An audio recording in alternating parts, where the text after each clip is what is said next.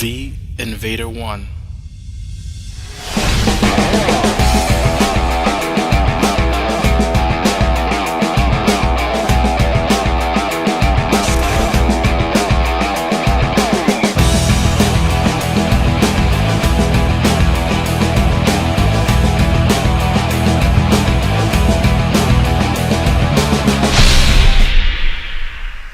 What's up guys, Invader 1 here again, and I'm back with another flawless gold solo slash gold solo guide slash easy mode.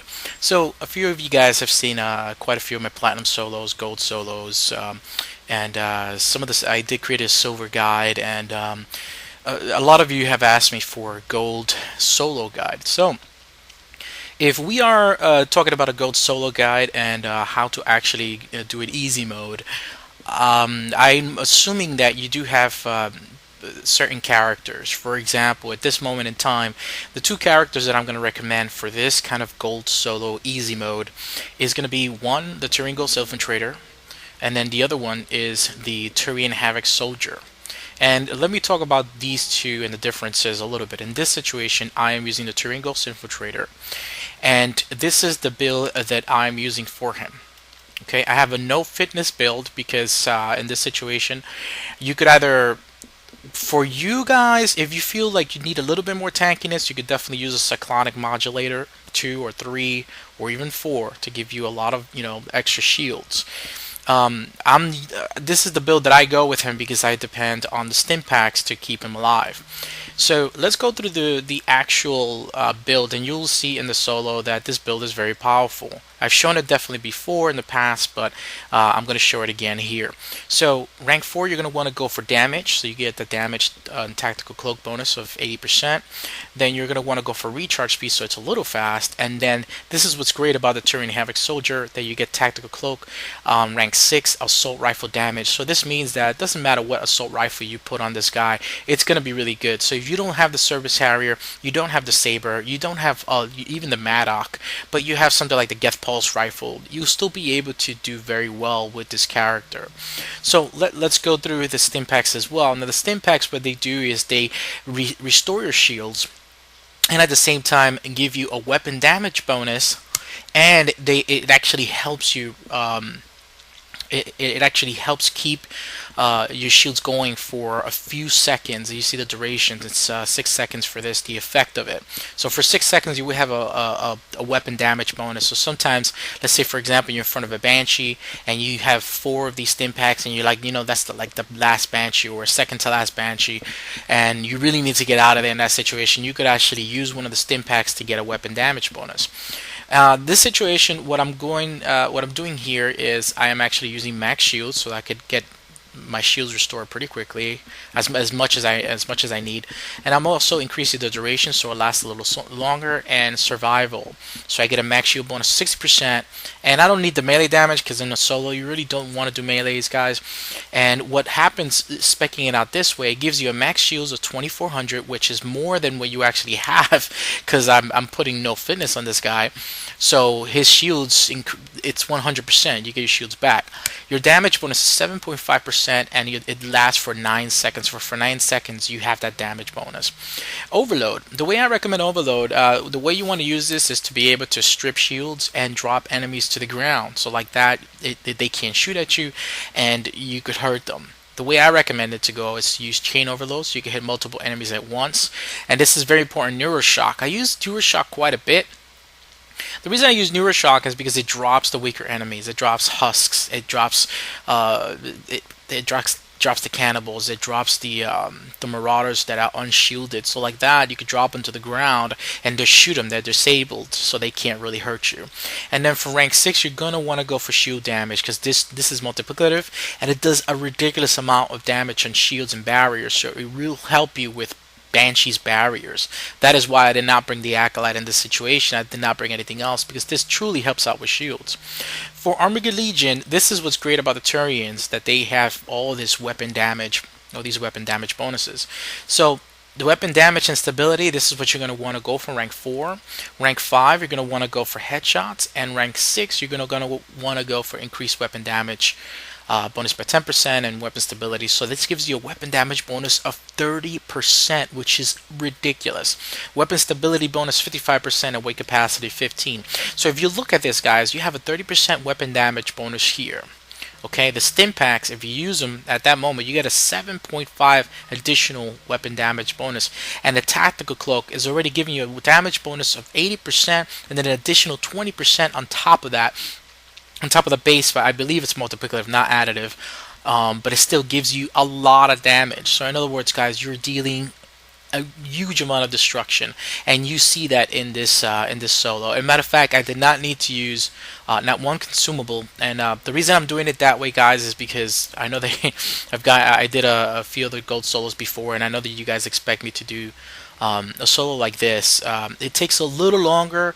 It will take you guys a little less time if you do use missiles on wave 8. You spawn, you nuke some spawns, etc. If you use missiles. But in this situation with a character like this, you can actually go the entire match without having to use any consumables.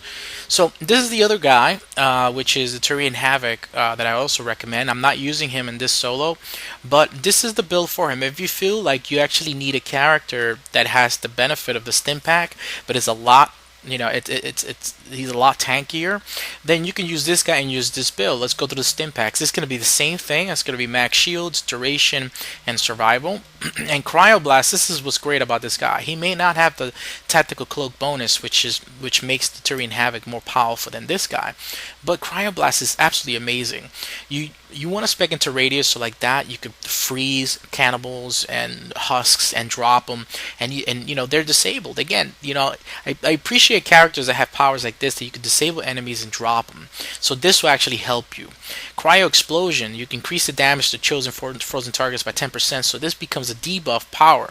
What that means is that now the enemy takes more damage from your weapon after you hit him with the cryoblast. And rank 6 frozen vulnerability, even more debuff power. Increase damage to frozen and chill targets by 15% and weaken armor targets by an additional 25%, which the Reapers have a lot. You have a lot of armor target. So when you are working against a Banshee, you're going to want to hit him with cryoblast first and then shoot your gun. A Brute, cryoblast first, shoot your gun. Every weapon, cryoblast, every enemy, cryoblast first. And now the same thing for the passives, the same thing. I recommend the same as the Turian Ghost. And then the fitness, you're going to want to go for all health and shields. Alright, let's get on to the gameplay, and I want to talk about some of the tactics and strategies that you can use. Alright guys, so here we go. Now we're into the solo, and just a few recommendations are when it comes to the kind of gear that you're going to want for this guy. I am going with the Warfighter package in this instance because I truly want to make sure that I have some assault rifle damage as a bonus, and at the same time that I have an additional grenade capacity, which is what the stim packs take. They take that slot for your character. So the stim packs act like grenades. That's why you actually refill them when you go to the different grenade, different ammo boxes that you go around. So now, the other thing that you're going to want to do is, with this character, I could go with incendiary rounds, which are great, and you could do some fire explosions with overload.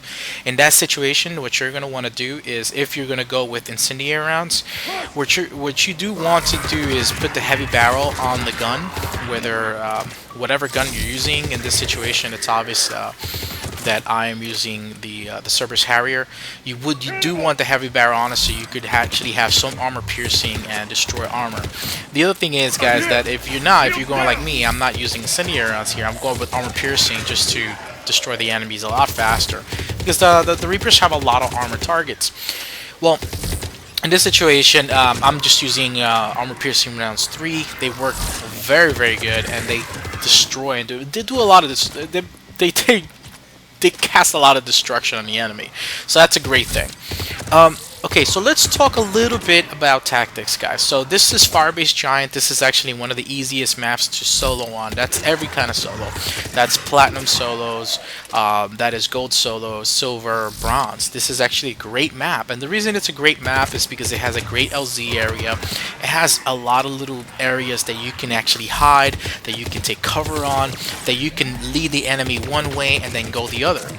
So In the sense of tactics, what I'm doing here in the first, pretty much most of the waves, I'm hanging out in this area. Now, there's usually a rule of thumb when you're doing gold solos, okay? The rule of thumb that you do want to have in your mind is that if you see more than two enemies, if you see the moment you see the third enemy, you need to leave, because that means that you're about to get overrun.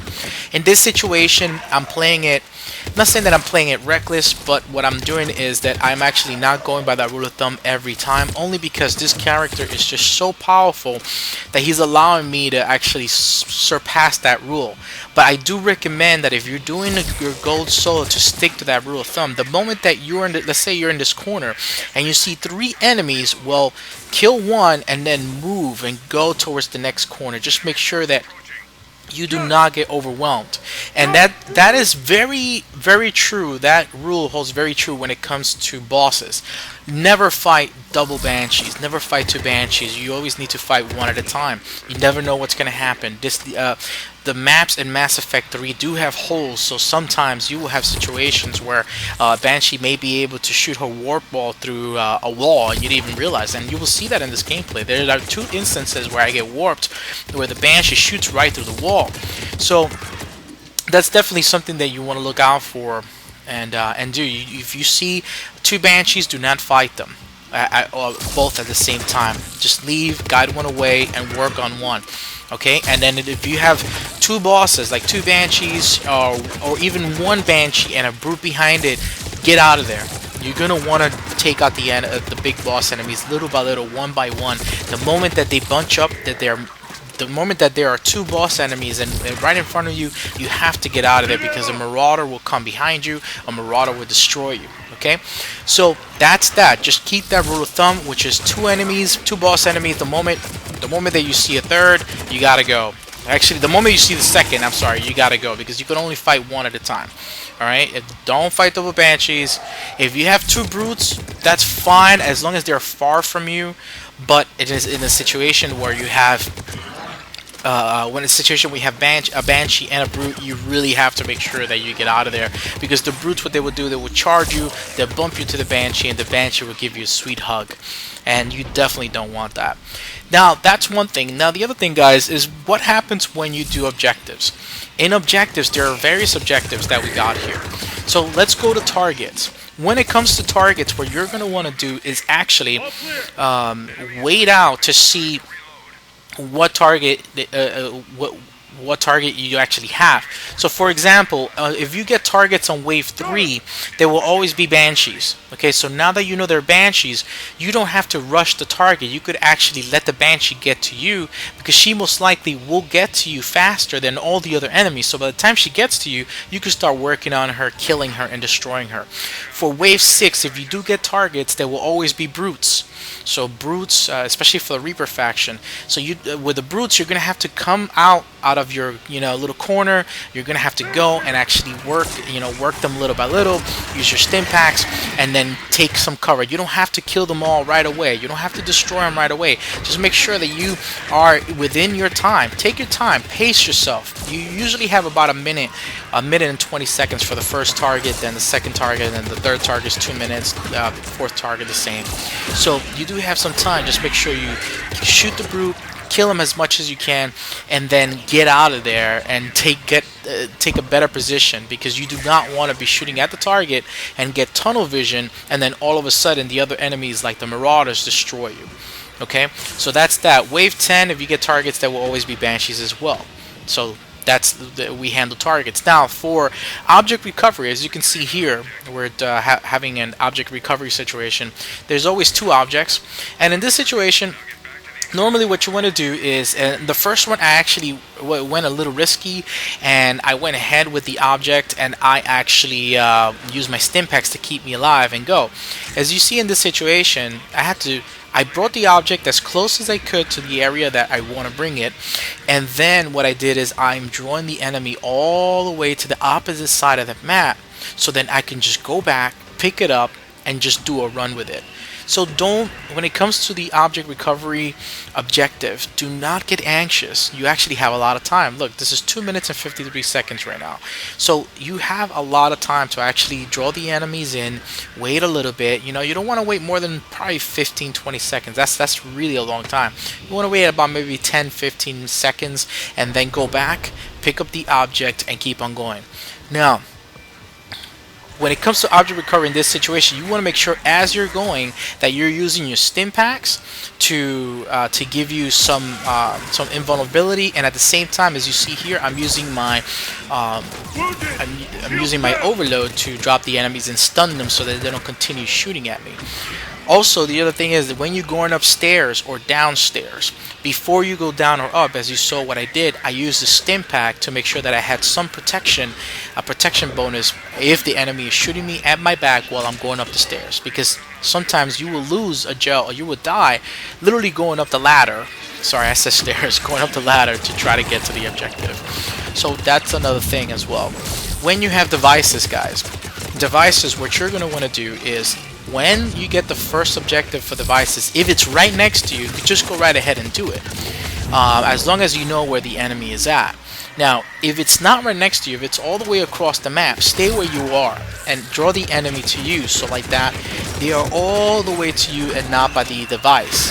And then what you would do is just run to the device and make sure that you get to it, do it, and get it done. And then do the same thing. Now, sometimes you will get a situation where two devices are right next to each other and you're thinking, well, I did this one, let me just do the next one right now, I'm excited, I can just get it done. No, guys, you don't want to do that. Even if it's right next to the one that you just finished, go again to the opposite side of the map, because by the time you finish that other device, the enemies are already near you. They have already encroached upon your position. So what you're going to want to do is still go to the opposite side of the map, even though the objective is right in front of you, and make sure that you have drawn the enemy away again, and then go rinse and repeat. Oh, here you go, guys. You see that Banshee Warpball went through the wall? Anyways, so that's when it comes to devices, guys. When it comes to escort, the escorts are actually really great. What's great about the escorts, they're pretty simple. What you're going to want to do is actually do the escort, be on it, and as you go and do the escort, if the enemy is overwhelming you, just leave and draw them away to the other side of the map, and then just come back to the escort and keep on doing it, taking cover as you go. So the escorts are actually a little easier, but don't get anxious or overzealous. Actually go and draw the enemies away. Don't think, oh well, I can do this, I can do this. Yes, you have the stim packs, yes, you have protection, yes, you will be able to survive. But the thing is that if you get overrun, you know, you're going to get overrun, and you could also get insta-killed by the Banshees and the Brutes. So the other thing is that when the other thing is are the husks, guys. The husk will actually mess you up while you're in the escort. If they get you in their animation, that what happens is that they are holding you back, and a Banshee can Warpball you, a Brute can stomp on you. So by the time you think that you can use your stim pack, you're probably already dead. So I truly recommend that you still act cautiously when it comes to escorts and get it done that way. Alright guys, so I think we've covered pretty much almost all the objectives except for the hack. The hacks are pretty simple. What you're going to want to do is be in the hack as much as you can. Once you see about 3 to 4 enemies already in there, they're encroaching upon you, or they're about to hurt you, use a stim pack and leave. Go to the opposite side of the map, draw them away. In about 10-15 seconds, go back to the hack and continue doing your time, and then you rinse and repeat until the hack is done. Once the hack is done, you see that the money symbol, that you know you got the credits, that the objective has been completed. Then you can go right ahead and start killing the enemies, but taking them out little by little. Now I do have to say this is another point in tactic. At the end of the objectives, the enemies will all probably be really close to you. So what you want to do is probably kill 1 or 2 and leave, and because they're probably all there, and you probably don't even realize it. There's a Brute or a Banshee somewhere really close, and if you stay there, kind of taking them all out, you're probably going to get in trouble. So what you're going to want to do is still go to the other side of the map and then take out the enemies little by little until that wave is over. Treat the objective wave the same way you would treat the other waves, where you're trying to survive, taking out an enemy no more than 2 at a time, and you're doing it little by little, as you can see here, going little by little. Now, that's the other part. The other tactic is, guys, that which are one of the things that you are going to want to do is you're going to want to make sure that every time that you kill an enemy, especially if you're in this position right here, let's say if I kill this Banshee, right, she is dead, she just dies. The moment that I kill her, look to your left, look to your right, and look behind you to see if they spawn right there. And that's for any enemy. Many times the game will actually spawn the enemy either right in front of you or behind you or next to you, and it will troll you big time. So you think, well, I just killed this enemy, and then all of a sudden you're getting shot up. That's happened to me before. It has destroyed previous solos in the past for me, because the game will respawn the enemy like literally a little bit away from me, next to me, or in front of me, or behind me. And in this gameplay, you will also see that the game actually spawns another enemy that I just killed literally right in front of me, and that was a Ravager, and that's later on in the gameplay. So that's another tip and tactic, that you want to make sure you kill the enemy, make sure that you look out on your left and right, so that you can go right ahead and take them out, and at the same time realize what's in your surroundings. Okay, the other thing is, guys, that when you're going from one side of the map to the other, if you're not sure of what's going on, what's on the other side of the map, and you killed a few enemies, use your stim pack. Use it as a kind of like a predetermined notion, or a preemptive stim pack. So like that, let's say you're running through the map, and you didn't know what was there. At least you have the protection of the stim pack to protect you. So that's that, guys. The other thing is that, let's say you have run out of stim packs, okay, and you need to use some consumables. Go right ahead and use your ops packs. For those of you guys that do not know, the ops pack don't just provide you a temporary moment of invulnerability, but the ops packs also provide you a little bit of weapon damage. I believe it's literally almost 100%. So when you use your ops pack at that moment, it increases your weapon damage double-fold. So your weapon damage is really ridiculously amazing, and that's where the stim packs. That's where the idea for the stim packs also generates from. It's kind of like a free version, kind of like a free version of the same packs, the same consumables that you carry in game. So that's that, guys. Now, what else can I tell you? Alright, now at Extraction, what you're going to want to do is hang out at Extraction for a little bit. You can kill a few enemies here and there. The best thing to do is to not really kill anything. And then once you see a few enemies, maybe 3 or 4, you're going to want to get out of there, go to the other side of the map, wait it out, go corner to corner until you finally get to about 25 seconds, and then you rush the LZ and make sure that you're at the LZ 25 seconds in. But make sure that you rush the LZ when you're on the other side of the map, so at least like that, or at least have drawn the enemy away, so that the LZ is clear for you. So that's another thing, guys. So I hope that this has been truly helpful for all of you. This is the easy mode guide for gold. I know you guys have been asking for it, and I'm very grateful for all of you guys, everything that you guys have, all the comments that you guys send me, all the support that you guys do, and I'm glad to be able to create these guides for you. If you want any other kind of guides, I will definitely do them. You guys have asked me to do solo guides for each faction, so what I am going to do is, I'm not just going to do the gold portion, although you can do this with Reapers, Collectors. You can use this character pretty much with every single faction. There are some factions that you guys may want me to create specific builds or a specific easy mode guide for those factions, and that I will see how I can work that out. I will also be working on the lower tier guides for you guys that do want to do a bronze solo or just having difficulties with bronze. I will do that as well. And as you saw in the silver guide, I will do it based on the weapons and characters that you most likely will have at that level. Meaning, I'm not going to recommend the Turian Infiltrator for a bronze solo, knowing that you're probably doing a bronze solo because you're a new player or a semi-new player, and are trying to get a bronze solo done, and you don't have all the weapons, you don't have all the characters. It would be truly unfair for me to recommend something that you cannot do. So for those guys, just like I did for the silver guide, I will be going according to the kind of weapons, characters, mods, and tools that you will have at that level. So guys, I hope that you have enjoyed this. This is actually, I decided to do it flawlessly. I could have used missiles and nukes, made it a little faster. This was a 41-minute solo, but I know that since you guys already know me, and this is actually a little easier for me at the moment. You know, most of you guys have been sending me a ton of challenges to do flawless solos, so I figured I might as well, even though this might, you know, take a little longer, but at least I won't get any criticism from you guys for it taking too long, because it's actually you know, I made it flawless.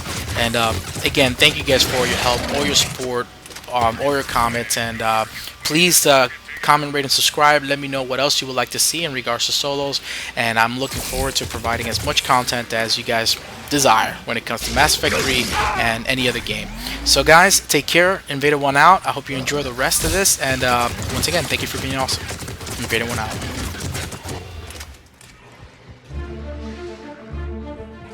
Wounded!